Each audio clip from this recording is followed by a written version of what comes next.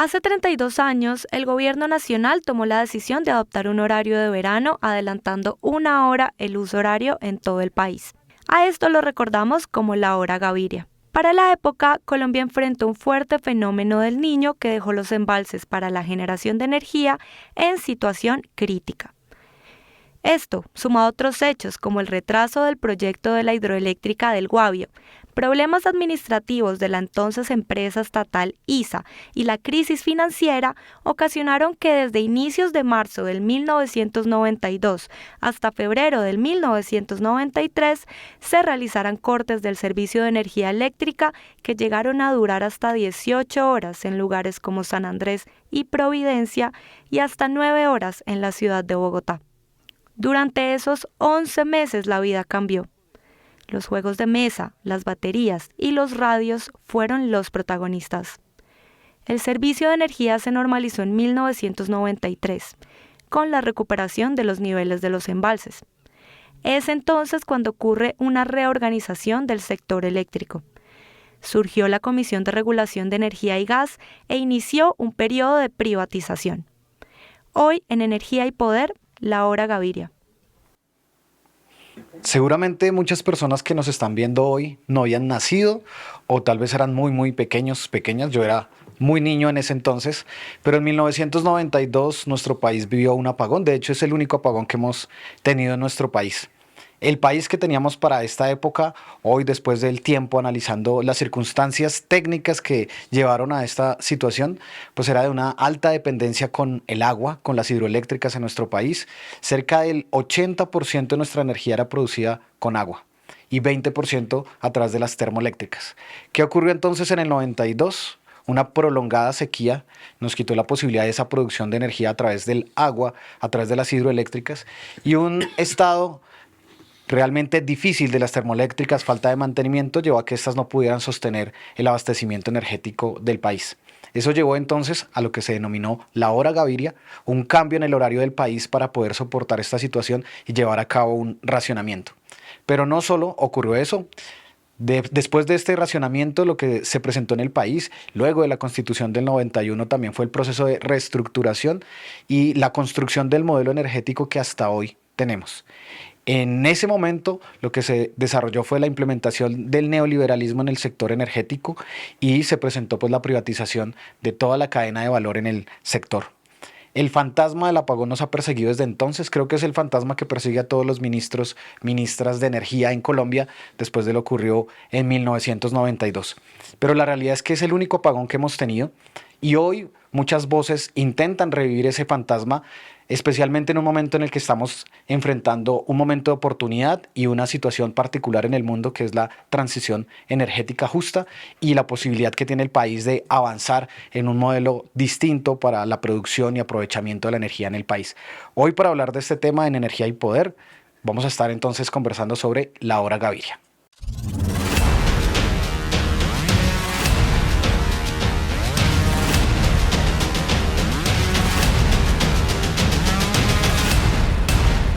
Bueno, y nos encontramos entonces para esta conversación con un invitado muy especial, el expresidente Ernesto Samper. Muchísimas gracias por estar aquí en este espacio de análisis, de discusión, Energía y Poder. No, muy contento de estar aquí en este programa, mi querido ministro, es ministro ahora. Sí, ya a veces no saben cómo decirle a uno, creo que al presidente le pasa lo mismo, ¿no? Sí, y si uno pudiera ser ex sin ser presidente sería maravilloso. Que uno sale con todos los problemas, las acusaciones, los líos, pero tiene la condición de ex. Pero hay que aprender a ser un buen ex, que es importante en la vida. Es mejor ser un buen ex que ser un buen pre. Pues, presidente, como lo decía al comienzo, tal vez mucha gente que nos está viendo, que es muy joven, ni siquiera había nacido. Lo primero que quisiera preguntarles, ¿cómo era el país en los 90? ¿Cómo fue ese momento político y la sociedad que teníamos en los 90 en nuestro país? El país dio en esos años una especie de giro de 180 grados, en el cual se elevó muchísimo la presencia disruptiva del narcotráfico, había una ola de terrorismo que se estaba comenzando desarrollar a través de los nuevos grupos paramilitares, magnicidios. A mí me tocó presenciar y ser víctima inclusive de una ola de magnicidios en la cual pues costó la vida de Luis Carlos Galán, de Carlos Pizarro, de Bernardo Jaramillo, de Jaime Pardo Leal.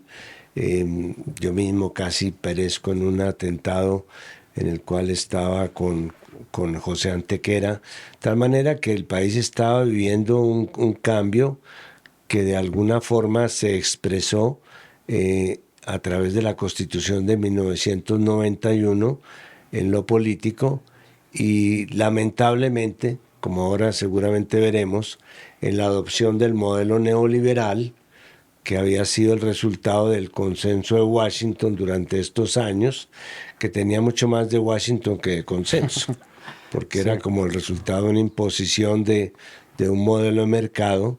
Y el país entonces, a mí me correspondió inclusive manejar el país con estrenar la Constitución del 91 y de alguna manera iniciar el desmonte o por lo menos la morigeración del modelo neoliberal.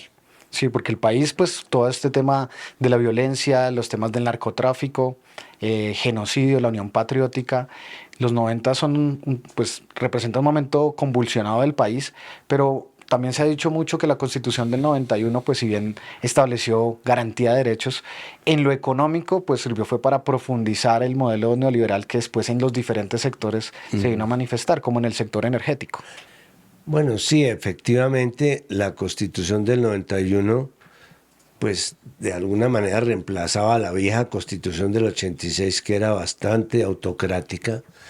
Era su mayor mérito es que era una Constitución, la del 91, digo yo, fue una Constitución garantista, no solamente porque consagró más derechos o otra generación de derechos humanos, incluido el derecho internacional humanitario, sino porque consagró formas de reclamar esos derechos.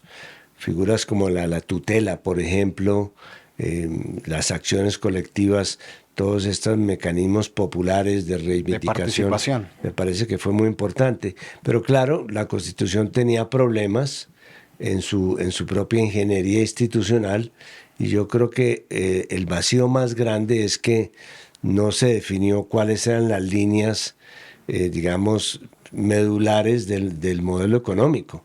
¿Qué teníamos? Teníamos un modelo de Estado, un modelo de mercado, o si queríamos combinar Estado con mercado, cuáles eran los límites, y eso tuvo mucho que ver con el desorden que a través del Niño terminó en el apagón de Gaviria. No fue solamente un apagón de energía, también fue un apagón institucional, porque hubo muchos factores que contribuyeron a eso, empezando porque el modelo neoliberal no tenía una visión clara sobre el manejo, digamos, del tema de medio ambiente. Es un modelo importado, traído de Washington. Entonces, no supimos manejar fenómenos como el del Niño. Y esto lo supe porque posteriormente a mí me llegó el fenómeno del Niño cuando estaba en la presidencia. Claro. Y hicimos un COMPES de 180, tenía 180 páginas, sobre cómo se podía manejar el fenómeno del Niño, reducir su impacto, manejar los efectos que producía, uno de los cuales era evitar precisamente que se alterara. Teníamos efectivamente, como tú decías, una matriz energética desequilibrada, pero se podía corregir, que fue lo que no se hizo en el gobierno de Gaviria a tiempo. Sí, porque entonces estamos en un momento de cambio, un momento convulsionado del país. Viene la Constitución, además una Constitución que sella un proceso de paz, que también fue muy importante y que en materia de derechos pues garantiza. Pero en temas económicos viene la apertura económica, viene la privatización y estamos enfrentando ese modelo como de la reestructuración institucional, la construcción de unas nuevas entidades, la división de ISA y de otras empresas del sector. Las empresas de energía empiezan también a venderse. Enfrentamos ese proceso de privatización en el marco del apagón del 92, la hora Gaviria, pero también el proceso de apertura económica que significó la privatización también del sector. Efectivamente, digamos que uno de los principales problemas es la velocidad a través de la cual se intentó cambiar el modelo. Mire usted, por ejemplo, en el caso de energía. Durante muchos años tuvimos al sector eléctrico de la costa, que era esencialmente termoeléctrico. Lo tuvimos como una especie de sector ceniciento. En esa época era un sector ceniciento. ISA no quería interconectarse con la costa. Les parecía que la energía de la costa era una energía costosa, que no era limpia, etcétera. Y eso fue uno de los errores que pagamos con creces a través del apagón. Porque es verdad, el 70% de la energía era hidroeléctrica y el 30% era termoeléctrica, y no estaban conectados. Sí, estaba Tanto que distribuido. se puso a trabajar al máximo a los sectores térmicos y terminó siendo la costa la que de alguna manera ayudó a salir adelante con todo el desequilibrio que se produjo con la energía hidroeléctrica, y ahí se aprobaron figuras como la del el cargo por capacidad, ¿no? Para el país vio la necesidad de combinar los dos. Hasta entonces lo que el tratamiento se le da al sector es: vamos a privatizar dentro de un criterio de eficiencia, y nunca se tuvo en cuenta, por ejemplo, criterios como el que tú señalabas cuando eras ministro recientemente, de que debía ser no solamente la eficiencia, sino también la justicia, la justicia social, creo que era el término. Sí, la participación de la gente y brindar derechos de acceso a la ciudadanía, a las comunidades. Y pues en ese momento de cambio que se viene todo esto, bueno, y viene entonces el 92, el apagón, cuando se decide en medio de esa situación de una sequía que se prolonga. Tú estabas fuera del país, eras embajador en ese momento. Sí. ¿Y cómo resulta entonces esta hora Gaviria? ¿Qué era la hora Gaviria? Mucha gente pues no Pues, lo un comprende. poco era el refrán, es decir, la eficiencia de la hora Gaviria se resume en el famoso refrán de que no por mucho madrugar amanece más temprano. Entonces, como antes amanecíamos a las 7, pues ahora vamos a amanecer a las 6, para que nos alcance más el tiempo. Eso planteado así es muy bonito, pero hay unas personas que viven en el umbral del día y la noche, que les aumentaron la noche, le acortaron la noche y le aumentaron el día. Pero para una persona que vive en un barrio marginado de Bogotá, por ejemplo, una cosa es salir de la casa a las 5 de la mañana y otra cosa es salir con luz de día a las 6 de la mañana. Es decir, comenzaron a haber problemas de orden público. Y lo otro es que sacamos unas comisiones de regulación. Comenzamos a trabajar con unas comisiones de regulación importadas de los Estados Unidos, entes reguladores que no tenían en cuenta criterios distintos de los criterios de eficiencia y de mercado, que es el problema del modelo neoliberal, es ese. Sí, que el mercado no lo resuelve todo. Cambia el concepto de valor por el concepto de precio.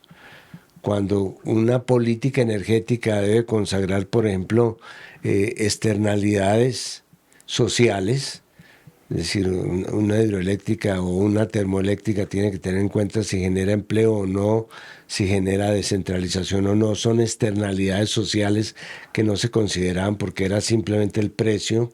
Nos dimos el salto al mercado abandonando todas las responsabilidades de Estado. Externalidades, digamos, geográficas. No teníamos ni tenemos todavía un sistema de interconexión dentro de la región. Lo más barato es venderle a los vecinos, no hacer unos proyectos para venderle pues por fuera. Y yo creo que la ausencia de esos factores también influyó en la política energética de ese momento. Y así es que se presenta entonces el apagón. Realmente es el único apagón que hemos tenido en el país, aunque las voces, y creo que uno estando en el Ministerio de Minas y Energía todo el tiempo lo persigue el fantasma del apagón. A pesar que en el ranking latinoamericano, Colombia es el país que solo ha habido un apagón, el resto de países han habido múltiples apagones. Y justamente con lo que tú señalabas de la importancia de la integración energética latinoamericana, tú estuviste al frente de UNASUR. ¿Esas discusiones se dieron en algún momento de la integración energética? Sí, de hecho, UNASUR nació como, así como la primera asociación que hubo en Europa fue la Comunidad del Acero y el Carbón.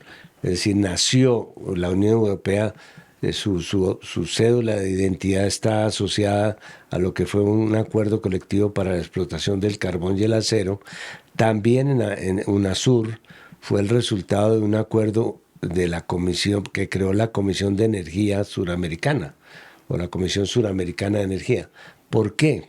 Porque había unas diferencias de fondo, que la región estaba dividida entre países que eran productores de combustibles y países que eran altos consumidores de combustibles.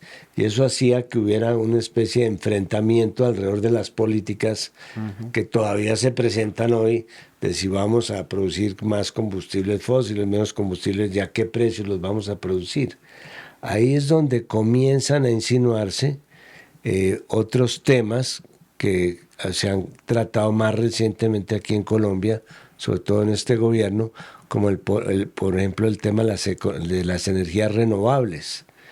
Toda la transición energética. Es que no nos hemos dado cuenta nosotros que en América Latina, así como en países como Europa, las energías renovables no representan más del 4 o el 5%. Aquí que tenemos sol, que tenemos agua, que tenemos vientos, que tenemos biocombustibles, Tenemos la todo. posibilidad, las energías renovables representan el 25%. Entonces, decir que vamos a hacer una transición energética, dejando un poco combustibles fósiles para tratar de irlos sustituyendo por energías renovables, no es una utopía. En América Latina no lo es, porque tenemos cómo de alguna manera trabajar con energías distintas. Tal vez lo sea en Europa y de golpe en el Asia. Así es. Bueno, vamos a ver una cápsula sobre este tema de hoy en energía y poder, una cápsula sobre la hora Gaviria.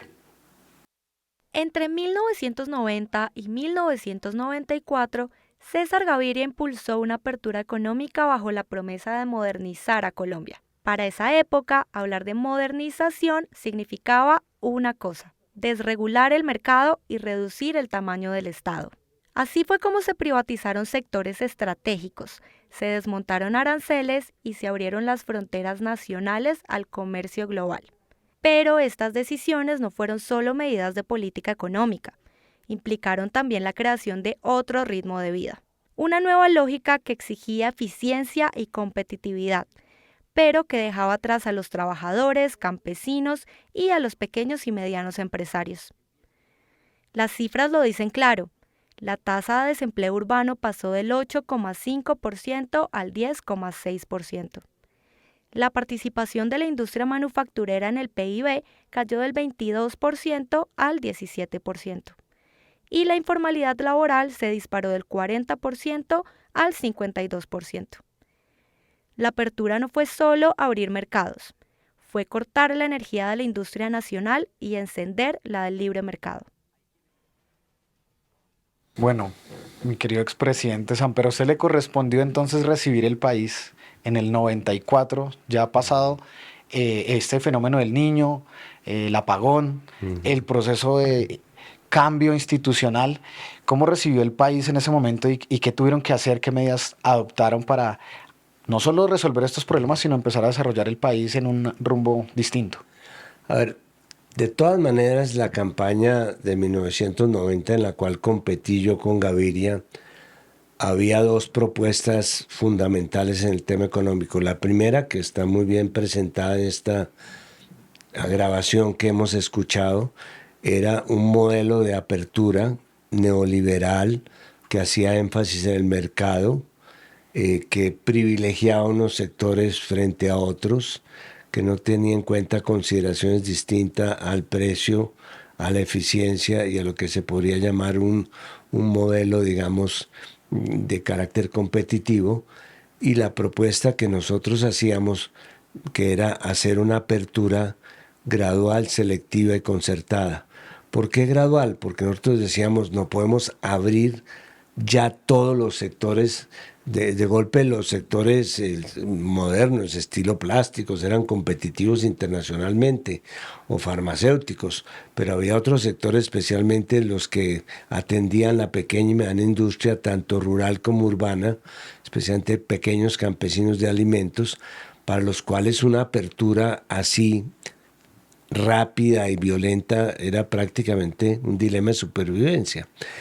¿Por qué selectiva? Porque por las mismas razones tendría que graduarse la apertura para que unos sectores se pudieran ajustar más rápidamente que otros, y concertada porque no se podía hacer a espaldas de los trabajadores, de los pequeños empresarios, ni siquiera los grandes empresarios. Entonces, eso fue la propuesta que yo hice. Entré como ministro de Desarrollo y comenzamos a hacer una aproximación hasta que en algún momento se enloqueció el equipo neoliberal de Gaviria, y resolvieron de la noche a la mañana, y textualmente, porque a mí me lo consultaron por la noche y lo hicieron por la mañana, hacer una apertura de rebajar a cero los aranceles, abrir el sistema de garantías, el reconocimiento inmediato de la propiedad intelectual, hacer una ola de privatizaciones para entregarle Y ahí fue cuando yo renuncié al Ministerio de Desarrollo. Cuando ya llegué al gobierno, unos años después, tratamos nosotros de comenzar a corregir algunos de estos problemas, y ya empezamos por ejemplo, en el tema de gasto público, para adecuarlo en términos sociales, darle unas posibilidades de recuperación a la industria. Abrimos un frente de productividad y de competitividad en la propia presidencia para darle condiciones tecnológicas, de infraestructura, de capacitación a los sectores. Yo creo que fue un poco tarde, pero de todas maneras alivió lo que ha sido una apertura que produjo efectos como este. Sí, porque El del apagón fue un apagón neoliberal. No estábamos preparados, no estábamos preparados para manejar el niño. Teníamos desconectado el sector eléctrico, como ya lo mencionaba, entre la costa y el interior. La matriz energética sigue desbalanceada, como tú lo sabes perfectamente. Entonces, faltaba mucho por hacer. Sí, porque realmente después de ese proceso viene el apagón, toda la situación energética del país, la apertura económica, y empiezan a quebrarse muchas empresas estratégicas del país, la manufactura, la industria, la pequeña industria en el país. Y tengo una pregunta en el medio de esa situación, porque uno dice el costo político del apagón. No sé quién era el candidato de Gaviria en ese momento y cómo lograste tú ganar en esa posición en las elecciones que te llevarían a la presidencia en el 94. No, yo me había colocado en la fila y tenía otra versión de lo que debía ser el manejo, especialmente lo económico, con mucho énfasis en lo social realmente. Porque es que una de las condiciones del modelo neoliberal es que subestima totalmente lo social. Pasa por encima de la gente. Le mete el mercado a la gente por encima. Y inclusive se desarrollaban conceptos absurdos de lo que era, digamos, el concepto de educación, también privatización de la educación, y se renunciaba a las obligaciones fundamentales del Estado en temas como salud, educación. No es que yo piense que no debe haber educación privada o salud privada, no, por supuesto que debe haberla.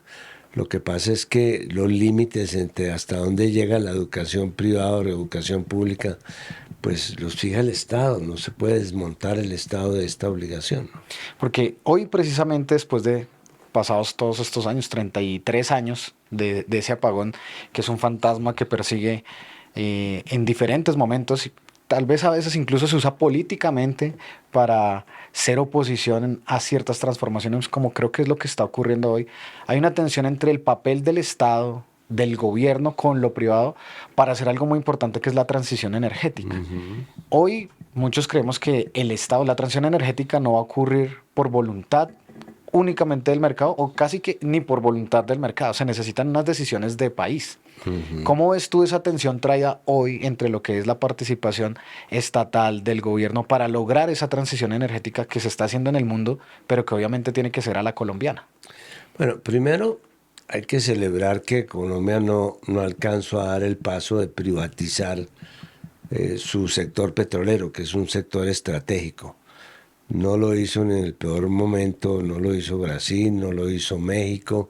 Y yo creo que uno de los sectores que se debe conservar digamos, en el manejo del Estado es el sector energético. No hay nada más importante hoy día que la energía en el manejo de unas condiciones de productividad. Por supuesto que soy consciente de que no podemos confundir lo público con lo estatal. Es decir, una cosa es que el Estado tenga la responsabilidad de la educación y otra cosa es que ese compromiso lo cumpla o bien directamente o bien a través de delegaciones o de alianzas estratégicas inclusive que son benéficas. No hay que descartar, no hay que decir que lo público es solamente lo estatal. Puede haber formas, y se encontraron en mi gobierno formas de colaboración estratégica a través de las concesiones viales, por ejemplo, la propia figura que ya estaba desde antes de las concesiones de exploración petrolera, que de alguna manera también permitieron que el país en este momento, aquí se hace mucho escándalo con todo, pero las reservas tú sabes que las reservas de petróleo han crecido inclusive, hemos bajado un poco las reservas de gas, pero como resultado del uso del gas, pues es que el país se ha gasificado totalmente. En mi época aquí en Bogotá se cocinaba con cocinol, que era un combustible absolutamente detonante, es decir, Peligroso. servía para los disturbios de la nacional y para cocinar en el barrio Ciudad Bolívar, pues. Entonces yo creo que el país pues también ha cambiado.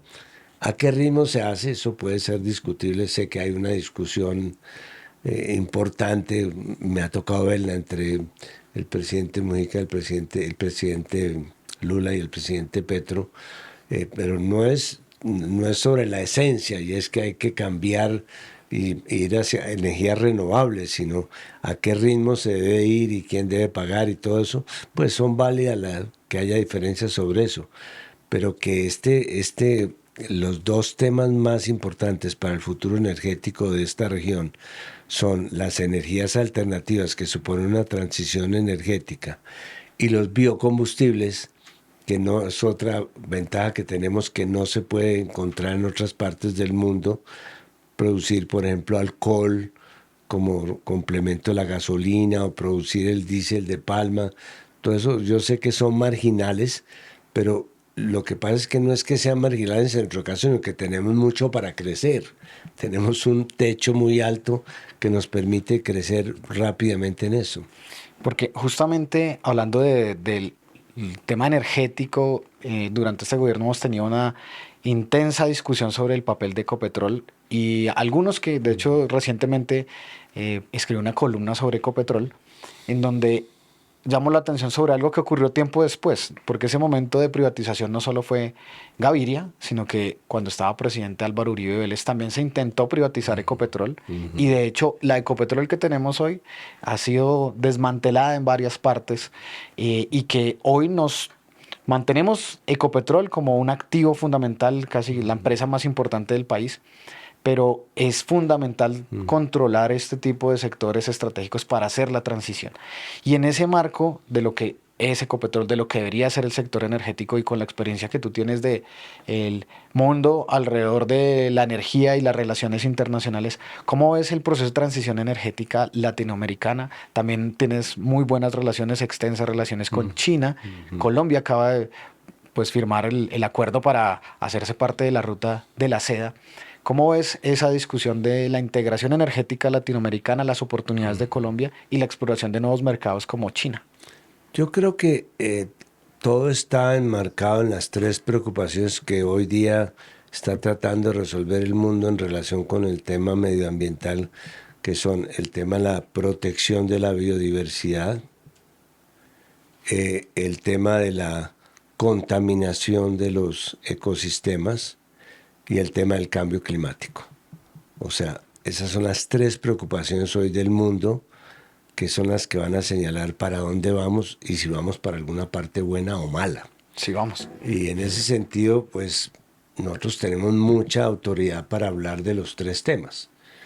De la biodiversidad, se va a hacer este año, creo que se va a hacer una reunión sobre biodiversidad amazónica, tenemos el 25% de la biodiversidad del mundo en el Amazonas. Si somos los dueños del 25% de la solución para el mundo en materia de protección de esa riqueza de vida que es la biodiversidad. También tenemos el tema del cambio climático, que tenemos afectaciones como productores, digamos, de gases, pero también tenemos la posibilidad a través de los mercados de carbón de vender oxígeno y de cambiar el CO2 por oxígeno. Y creo que nuestro mayor problema, dolor de cabeza, es que estamos contaminando nuestros ecosistemas. Pero en esas tres responsabilidades va a girar, y creo que América Latina tiene liderazgo en las tres, pero especialmente en biodiversidad y en cambio climático.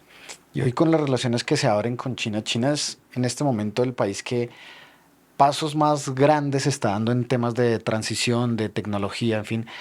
A propósito de toda esta discusión que se ha dado sobre las relaciones de Colombia y China, ¿cómo es las oportunidades de este relacionamiento? Ahora Colombia el presidente Gustavo Petro está al frente de CELAC, que es otro esfuerzo de integración latinoamericana.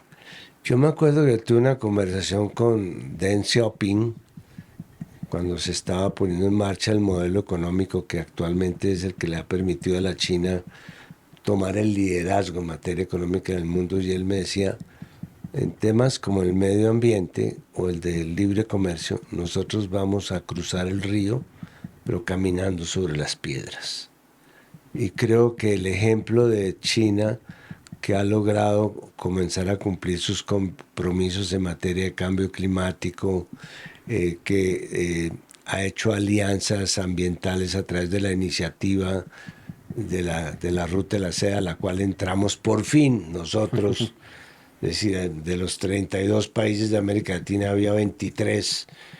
Era increíble que no hubiéramos entrado, nosotros ya estamos adentro, que no es una cosa donde nos van a apretar, sino es una casa en la cual uno dice, yo quiero cooperación, yo quiero comercio, yo quiero inversión, y están todas las garantías para que uno pueda hacer asociaciones de eso. Creo que la China nos puede dar muchísimo y apoyar muchísimo en eso, porque a diferencia del señor Trump, que está acabando hasta con el nido de la perra en el mundo, no tenemos palabras para acabar de agradecerle al señor Trump esa patada que dio en la mesa global, porque nos ha permitido mirar a otro lado, mirar hacia otro lado, buscar otros socios, pensar que se agotó el multilateralismo que tiene como base exclusivamente la dolarización o la globalización.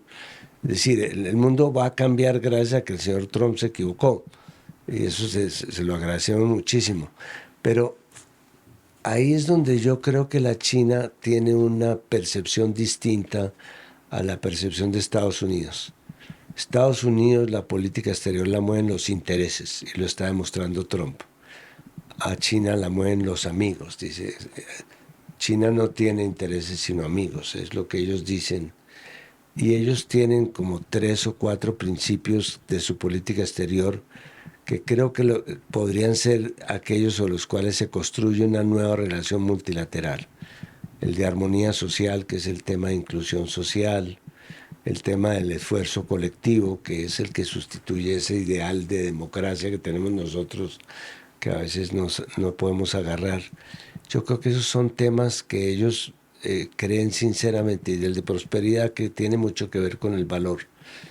Tenemos que cambiar ese paradigma que nos movemos en Occidente de democracia, capitalismo, derechos humanos, e ir hacia un paradigma distinto, que es colectivismo, armonía social y progreso. El progreso. Pues, presidente, para ir finalizando, una pregunta, un dato curioso, no sé si usted lo sepa, y es, bueno, ¿quién bautizó la Hora Gaviria? ¿De dónde surgió el título? ¿Quién se lo puso? ¿Fueron los medios? ¿Fue el mismo gobierno? Pues yo no quiero ser injusto con el presidente Gaviria, quitarle a él el derecho de que se siga hablando de la Hora Gaviria, porque fue el primer apagón neoliberal que vivimos.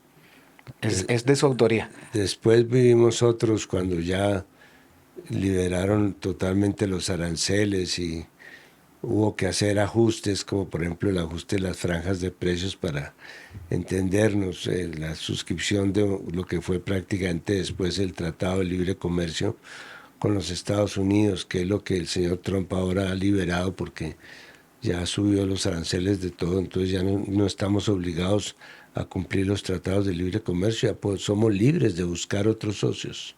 Sí, o sea que no fue solo el apagón energético, también tuvimos el apagón de la industria producto de esa apertura económica. No, y creo que gracias a esos errores después, como la gente sabía que yo pensaba contrario, de cierta manera Gaviria me ayudó mucho a que me eligieran para que no siguiera lo mismo. Fue la contradicción que se dio en ese momento político. Y fue el giro que llamamos nosotros el salto social. El salto social. Bueno, y como no podemos dejar de hablar de no solo lo que pasó, sino aventurarnos un poco a ver qué va a pasar. ¿Cómo ve usted el 2026? Políticamente, Sí. si logramos que el escenario político del año entrante no sea un escenario como el que peligrosamente se está viendo hoy todavía, de polarización ideológica, es decir, que nos situemos en dos extremos y que se vote no a favor sino en contra de alguien. Si logramos salir de ese escenario que yo llamaré el escenario de basquetbol, que se meten rápidamente canastas entre sí, si no vamos a un escenario de fútbol, que haya equipos buenos como Santa Fe, por ejemplo. O millonarios, sí. Presidente. Bueno, digamos que millonarios, pero que esté del otro lado, que haya árbitro, que haya hinchas, que haya posibilidad de escoger. Yo creo que eso es lo que le conviene al país. Sí veo que ya cada día es menos, la confrontación política es menos entre partidos. Ya liberales versus conservadores, eso ya no se dio, creo que acabó conmigo. O sea, yo fui el último presidente liberal que hubo en este país. Pero si manejamos las cosas con sensatez, de golpe puede haber hasta alternativas ideológicas, pero democráticas, y que haya distintos matices y combinaciones. Yo veo del lado de la izquierda veo un frente amplio. No quisiera ver que la derecha se agrupe toda allá arriba porque puede ser muy peligroso. Tienen demasiados poderes fácticos que los están acompañando. Y que haya personas que representen cada una de esas alternativas, me parece que sería muy sano para la democracia. ¿Usted ve posible una alianza democrática, progresista de otros sectores para este país? Sí, la veo. Veo que hay posibilidad de abrir un espacio socialdemócrata que estaría entre lo que podríamos llamar, bueno, ya hoy no hay, para mí no hay liberalismo, lo que hay es neoliberalismo. Así porque es. se quedó Gaviria con el partido. Eso para mí no es... Y vamos para el apagón del partido. Y vamos para... se ha venido apagando como una velita, Sí. ¿no? Inclusive ahora me da susto porque tiene hasta escritores fantasmas que mandan cartas fijando posiciones del partido. Y los fantasmas aparecen cuando ya se cambia el bombillo por la vela, ¿no? Bueno, presidente, muchísimas gracias a todos quienes han visto este capítulo. Esperamos que les guste muchísimo y seguiremos aquí en Energía y Poder conversando sobre todos estos temas. Muchas gracias y les invitamos a ver en las redes sociales, en todas nuestras cuentas, seguir este programa.